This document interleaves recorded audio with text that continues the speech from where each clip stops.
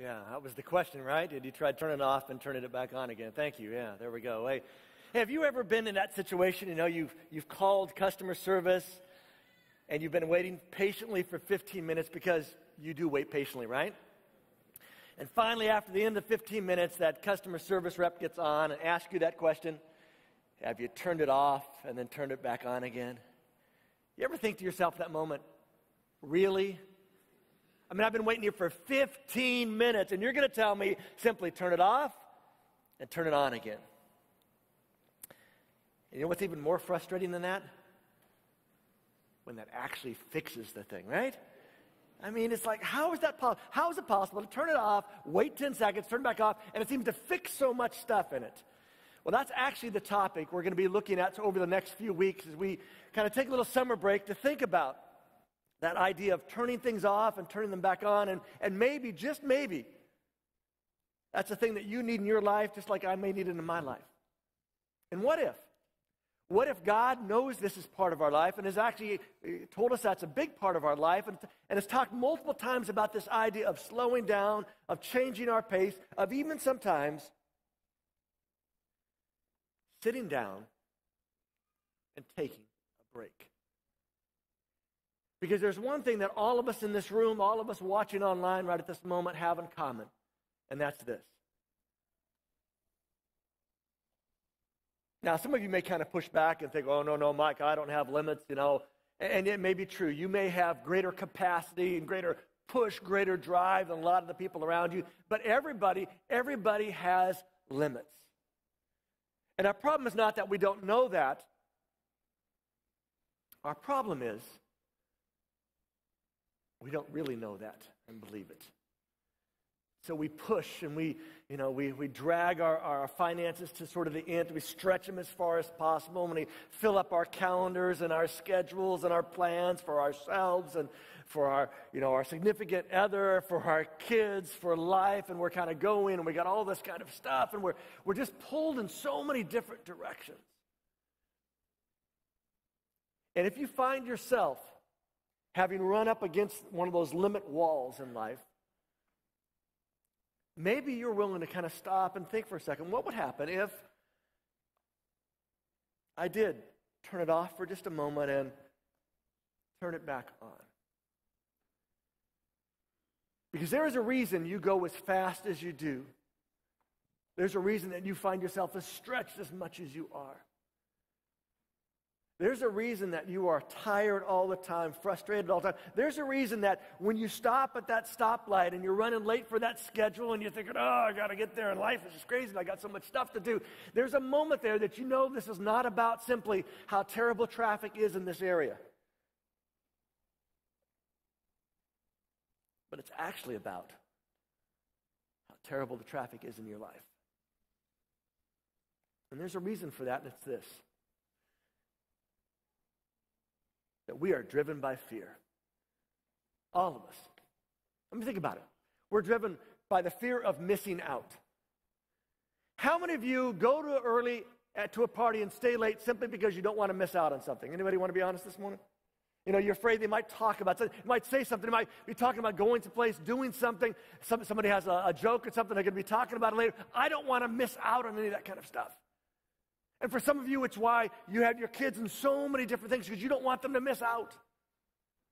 You don't want them to miss out on that scholarship.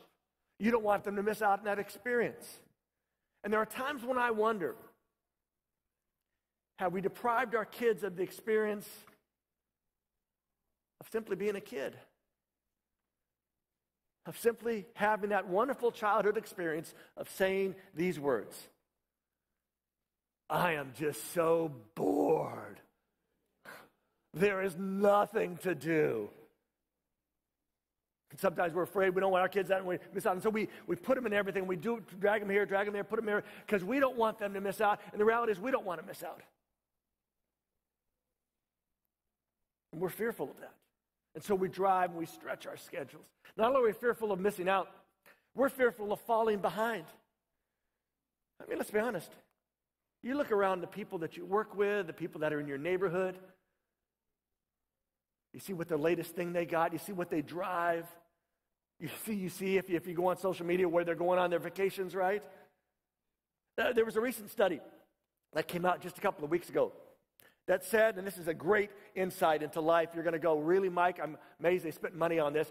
But here's the insight. If you're having a bad day, when you go home, do not go on social media. Because you know that 90% of the stuff that's posted there is all about, I'm on vacation someplace, wish you were here, not really, I'm having a great time, right?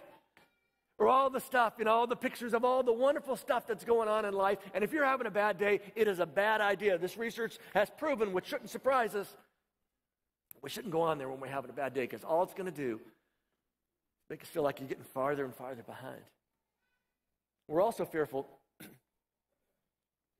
of not mattering. So we go in early, we stay late, we accept extra projects, we apply here, we apply there, we do all this kind of stuff because we're afraid that if I'm not there, they may not miss me, and if they don't miss me, that's not a good thing. The reality is our fear has the potential to squeeze out what matters most. And the reality is what matters most in your life is not how much money you have in the bank,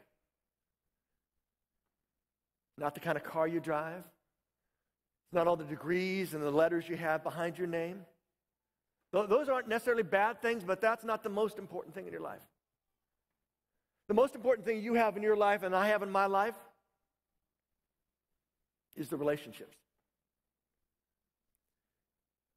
But you think of the last time that somebody invited you to go do something and you said, I wish I could, but I can't because I'm afraid if I do,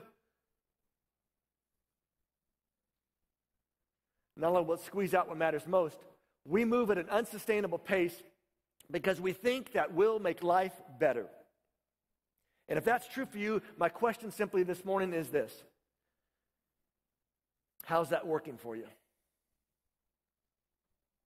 Because in all of our lives, there are times to move at this unsustainable pace. There's this time to get in and push hard because we know there's going to be a break. It's going to get us to where we need to be. But the reality is for a lot of us, that is not just a moment and stage in life that has become sort of the answer of how life works.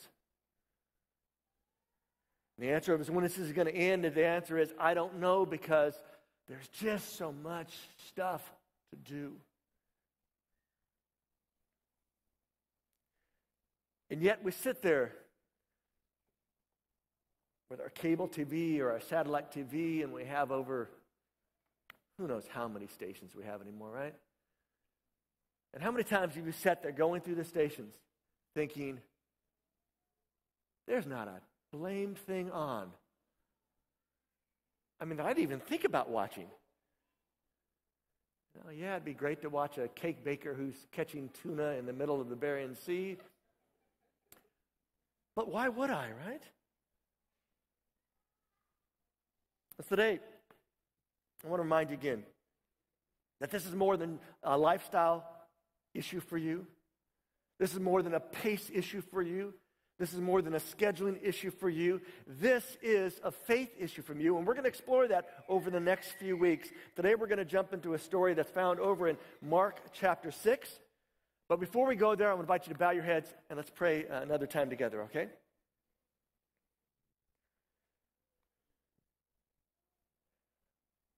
Father, for a number of us in this room,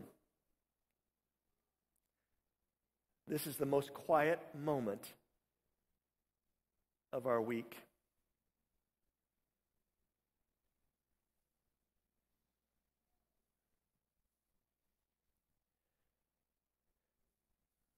And for some of us, it feels good. And for some of us, it scares us. Because we are used to living at a pace where we don't slow down and really give too much thought. And when we do, we just get busier so we don't have to give too much thought.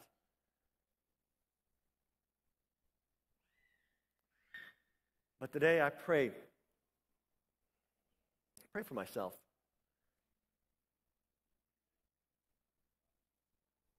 that I would, more than learn, I would understand the story in this moment that we're going to look at today when Jesus says something that seems just kind of squished into a bigger story.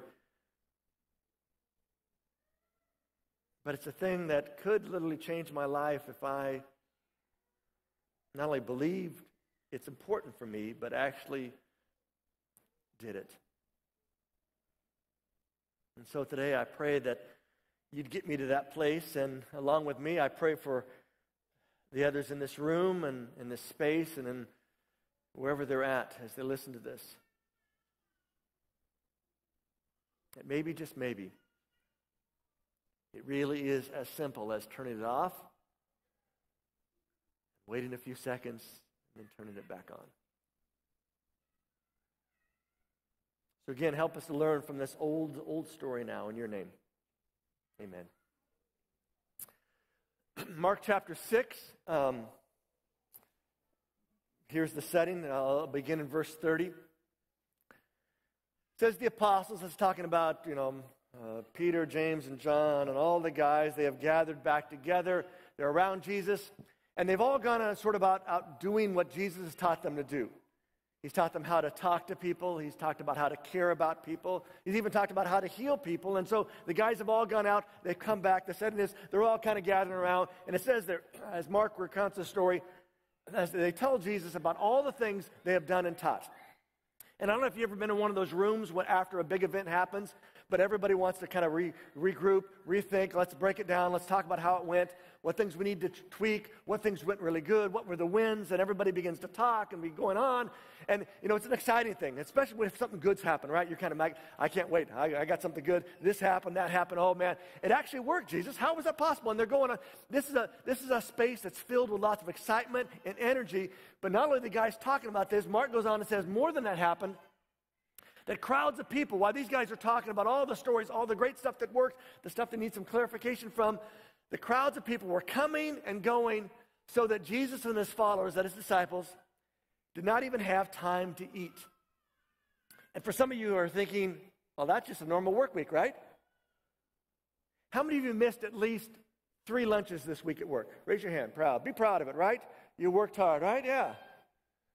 You're thinking, can't eat? That's not a thing. I mean, sometimes you get involved in work. You're working hard. That's what you do. Stuff happens. But I want you to get this picture in mind. Jesus and the guys are all sitting around in this circle, probably talking, sharing stories, answering, telling amazing things about what they had done, what had happened through them, that God had done. And these people are coming, and they're breaking up the conversation. They're going, and all this stuff. And they don't have time to talk, let alone time to eat. And it gets kind of crazy. And then Jesus says this thing to the guys that you could kind of throw away because this is really a setup for the next thing that Jesus does with this group of people, and we can miss what happens. And here's what Jesus says. He says to the guys, come away by yourselves, and we will go to a lonely, that is an isolated, that is a deserted place to get some rest. Guys, we need to get out of here because it's crazy right now. You ever been in one of those situations, you're at a party, you're at some big gathering, and you say to somebody, hey, do you want to get out of here? Now, not normally it's a pickup line. Hey, you want to get out of here, go someplace, just talk, but that kind of moment to kind of say, it just kind of got crazy. We can't really have the conversations that you and I need to have at this moment, at this space, because it's just crazy. Let's go away. And he says, we're going to go out to this lonely, this isolated, deserted place. And I want you to get in your mind for a moment this morning what that deserted place would be for you. I'd invite you to close your eyes, but I'm afraid you might not come back, so don't close your eyes. But how many of you would say Hawaii, a quiet spot in Hawaii, one of the smaller islands? Anybody? All right, I got some. How about Tahiti? Anybody like Tahiti? Yeah. How about any or all of the islands in the Caribbean? Anybody got a spot down there like to go just kind of chill out and isolated, deserted, lonely place because I want to get away from all those people in my life? Maybe your spot isn't around water. Maybe it's out in the desert. Not Las Vegas, part of the desert, but out in the desert, right? A lonely, isolated place. But it's got to be an appealing thing, right? I mean, that's right. A lot of us go on vacations. We go on vacations, sometimes to have experience. Sometimes we go on vacations, a lot of times just simply to get away from everything. I just need a break. And Jesus recognizes that the guys who need a break, he needs a break. They've been busy. He's wanting to hear the stories, and everybody's coming and going, and they don't have time to do it. They're just kind of crazy. And he says, come on, guys, let's go. And so Mark says, hey, they went and got in a boat by themselves, and they go to this lonely, this isolated, this deserted place. To which, as you're reading the story, you think, that's great. They're going to get away. They're going to get that break that you all need. That we all need, but oftentimes don't get to take. Because life sort of squeezes in and presses in. Somebody said, take a little break here, a little pause. And I want you, how many of you have already taken a vacation this summer? Raise your hand nice and loud. All right. Everybody that's not going on vacation this summer, boo them. All right. How many of you have a vacation planned at least in the next couple of months? Anybody else out there? Raise your hand. All right, plan, that's good. How many of you wish you had vacation this summer, but you are not going to get it? Anybody else with me in this?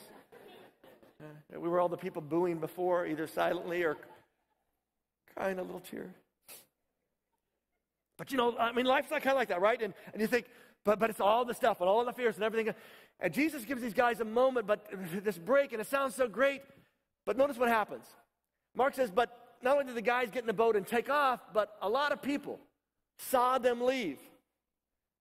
And they recognized them. And again, if we had a soundtrack with this, that would be that sound like Jaws. Dun, dun, dun, dun, because this is not going to go good, right? Because Jesus and the boys got off, they're going away to this deserted place, this nice little, beach kind of area. They're going to just have a few moments to hang together. All is going to be good. People see them.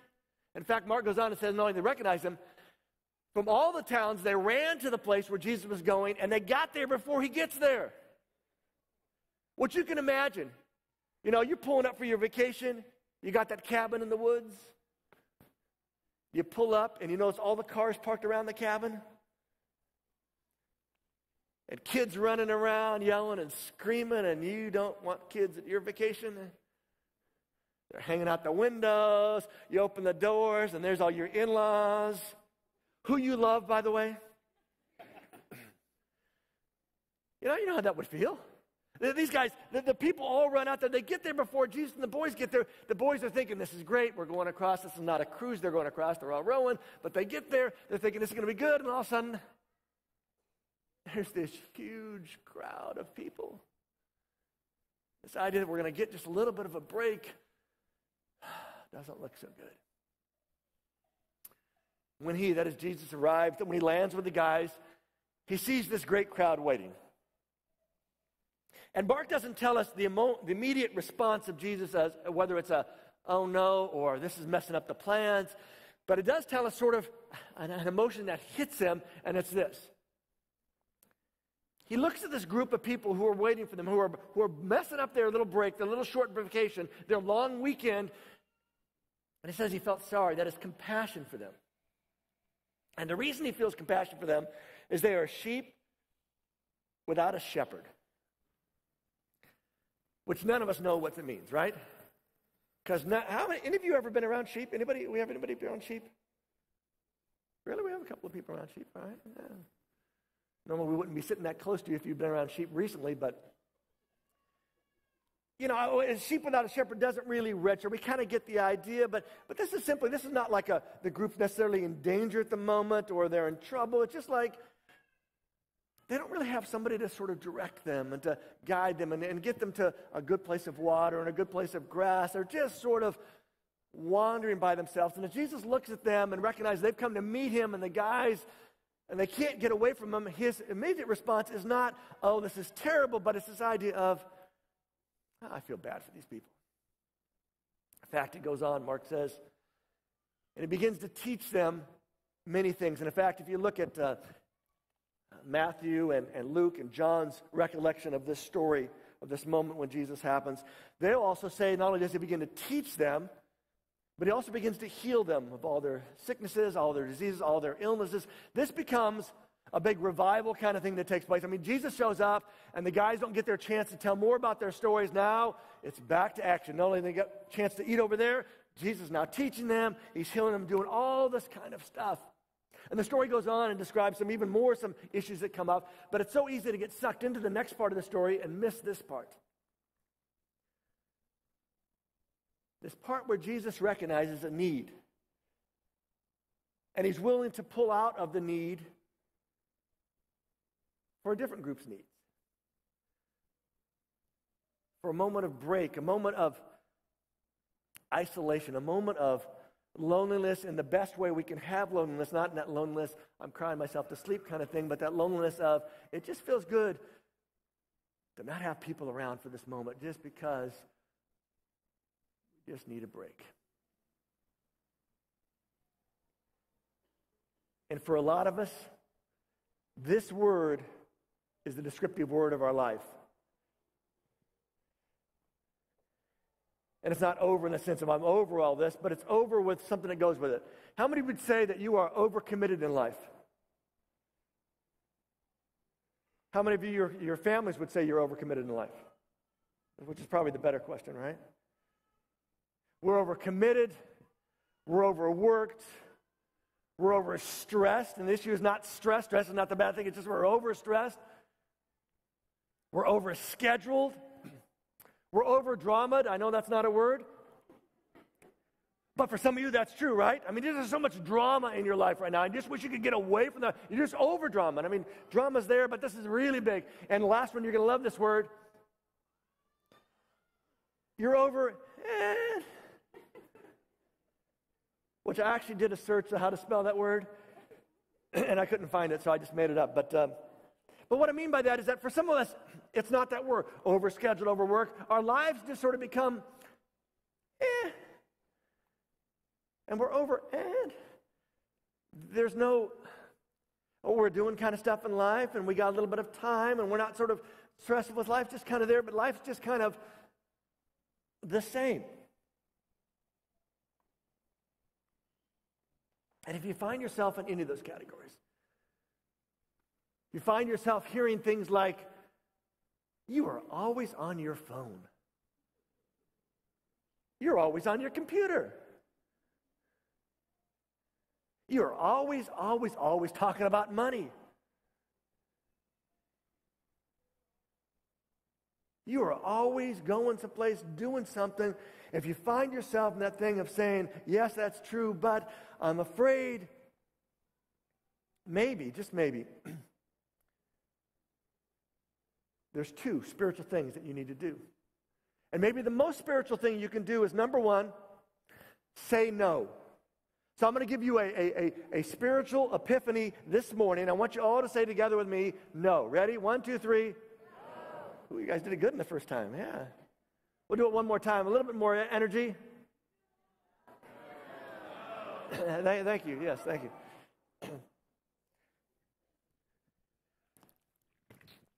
And the reality is, that may be one of the two most important spiritual things you ever do. To say no. Because for some of you, you have a hard time saying no, right? And the reason you have a hard time saying no, it goes back to all that fear, all that kind of stuff. I'm going to miss out. I'm going to not be able to do this. I'm afraid. And maybe the most spiritual thing, one of the most spiritual things you can do is simply to say no. And here's the thing you need to know about no. It's no for now, not forever. Because all of us find ourselves at different stages of life. And at different stages of life, you need to say yes to some things, and at times you need to say no to some things. But our worry, our fear is that if I say no now, it means forever. And if I tell my buddies that I want to go golfing, I can't because I got to watch the baby today.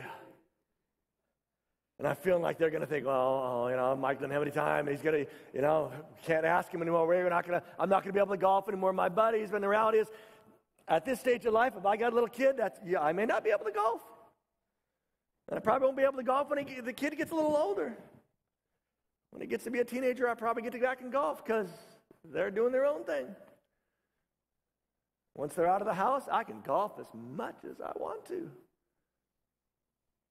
But there's something in all of us that has this worry, this fear that if I say no now, it means forever. And the reality is it doesn't mean forever. But maybe, just maybe, one of the two most important spiritual decisions, things you can do, is to say no. And to be okay with saying no. And here's the second most spiritual thing for you to do is to take a break. Because that's what Jesus wanted to do with these guys, right? You're overstressed, overworked. There's too many people coming and going. The stuff is hectic right now. The most important thing we can do, guys, is to get out of here. Let's go to this place. Let's take this break. Now, he didn't get the break, but don't focus on that. Focus on what Jesus was trying to do at the start. And don't use this story as an excuse. Well, Jesus did that. He got there and he went back to work, so at least I tried. Because what if that's true? What if the most spiritual thing, one of the two most spiritual things you can do this summer is to take a vacation? Kind of help you think about vacations in a different way, wouldn't it? God told me to. So that's why I'm doing it, Because it's what I need. And the reality is, this is a faith issue, and we're going to talk about that more next week. I'm not going to talk about it more this week. I want to go to some what-ifs. So here's some what-ifs. What if, number one, what if what you say no to is more important than what you say yes to? Because it is. We always think it's about what we say yes to. But what you say no to is more important. What if your inability to say no to everything is preventing you from saying yes to the important things?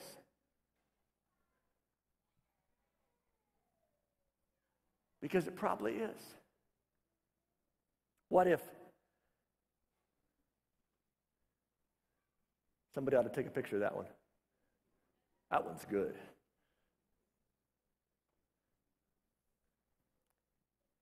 And what if taking a break is the most faith-based thing you can do? What if this is not just simply about you need a break, but what if this is about something deeper, something greater? What if this is really about your faith and your trust in God, and that God can take that time, God can use that break, God can take care of things while you're gone? I know the craziest 2 weeks on a vacation are the week before and the week. And I don't want to have crazy weeks, so I just kind of keep going. But what would happen if the greatest faith-based decision you can do is to say, I'm taking a break, and that break means I'm turning off the cell phone, I'm turning off the computer, I am cutting down all that kind of stuff, because I just simply need a break, and life will go on, the world will still revolve, everything will still be okay without me.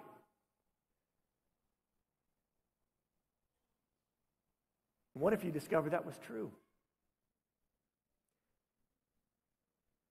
And in that discovery, it isn't so much about it being true that you're not important, but what if it's the truth that taking a break really is a faith-based decision? And what if?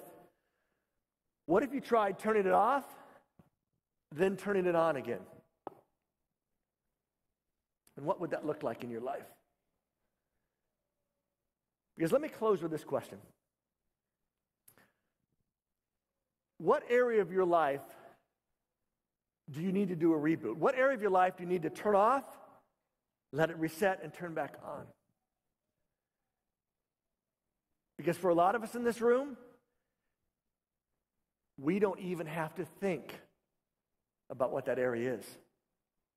Our issue is not knowing where we need that.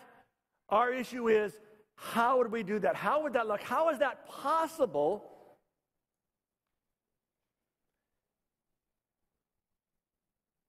And what if it's not the question of whether it's possible? What if it's the question of if that's true, how do I go about being willing to turn it off? To be able to take that important step to turn it back on. So I invite you to bow your heads as we wrap it up today. And I just want to pray for all of us.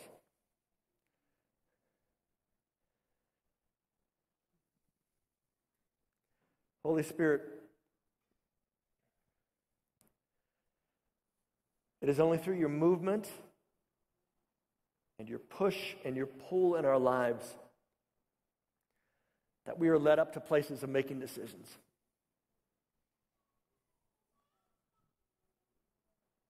But it becomes a moment for us to decide. Us to decide not just the area that we need to take that break, to turn it off and turn it on, but to actually do it. And so I simply ask for all of us that you would continue to pull us, to prompt us, to push us, to draw us, to get us to those places that we can say no, so we can say yes. Get us to those places where we can take a break and turn it off, so that when we turn it back on, everything will work better because we did that. So I just pray that you'd lead us in that and help us to leave here not just with information, but with a plan of how we're going to do that and a decision to do that. And I'm thankful again just for this chance today to be reminded again, Jesus, of how much you cared about those people around you, not just 2,000 years ago, but even today.